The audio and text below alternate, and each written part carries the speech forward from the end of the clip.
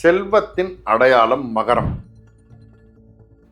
மகர ராசி ரொம்ப சிறப்பான ஒரு ராசி. அந்த ராசியில் பிறந்தவர்கள் சிறப்பானவர்கள். ராசி புருஷனுடைய 10வது வீடு. இந்த ராசியில பிறந்தவங்க உழைப்பால சிகரத்தை தொடக்கூடிய அந்த அம்சம் இருக்கிறவங்க.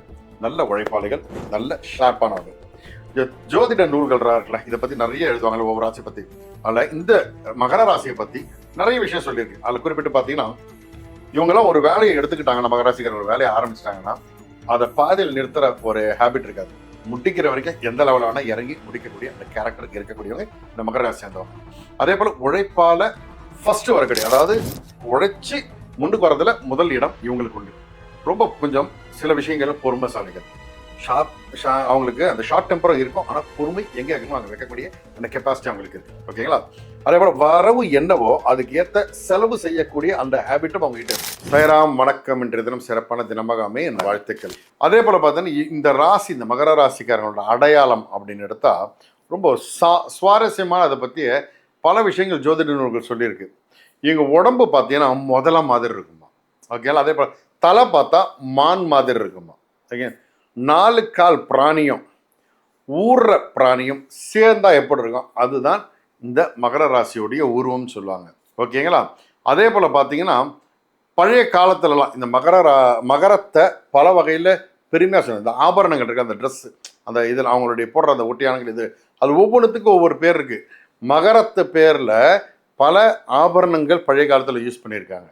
அதே போல் திருப்பேரை அப்படின்ற ஒரு இடம் இருக்குது. அந்த இடத்துல பார்த்தீங்கன்னா, அங்கே இருக்கக்கூடிய பெருமாள் பார்த்தீங்கன்னா மகர குழைகளை அணிந்திருப்பதால் அப்படின்னு சொல்லி அவர் பேர். அதை எப்படி சொல்லுவாங்க அங்கன்னா, மகர குழைகளை அணிந்திருப்பதால் அவருக்கு மகர நெடுங்குழைக்காதர் அப்படின்னு ஒரு பேரே இருக்கான்.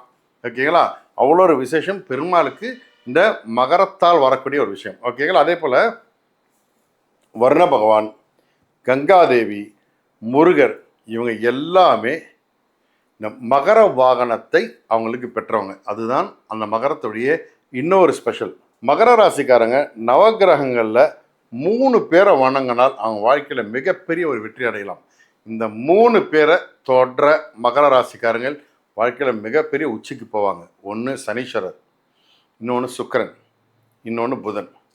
இந்த 3 பேரையும் எப்படி வணங்கணும்னா, அவங்கள வீட்டில் அவங்க ஃபோட்டோ வச்சாலும் சரி, இல்லை ஒரு விளக்கேற்றி வச்சாலும் சரி, எப்படி செய்தாலும் டெய்லி செய்ய வேண்டியது நான் சொல்லக்கூடிய இந்த மந்திரத்தை சொல்லி வணங்கினா கண்டிப்பாக இந்த மகர ராசிக்காரங்கள் வாழ்க்கையின் உச்சத்தை கண்டிப்பாக எப்பேற்பட்ட தடை இருந்தாலும் உடைச்சிட்டு போகலாம். எந்த கிரக தோஷங்கள் இருந்தாலும் உடைக்கலாம். இந்த மந்திரத்தை சொல்கிறேன், நோட் பண்ணிக்கோங்க. ஓம் சம் சனைச்சராய நம, ஓம் சும் சுக்ராய நமக, ஓம் பும் புதாய நமக. இந்த மந்திரத்தை தினமும் 36 முறை சொல்லிட்டு வாங்க. உங்கள் வாழ்க்கையில் இருக்கிற எல்லா தடையும் உடைச்சிக்கிட்டு வாழ்க்கையில் சக்ஸஸ் ஆவீங்க. இதை செஞ்சு உங்களுடைய அனுபவத்தை என்கிட்ட சொல்லுங்கள். நல்லது நடக்கும், நல்லது மாத்திரமே நடக்கும். சாய்ராம்.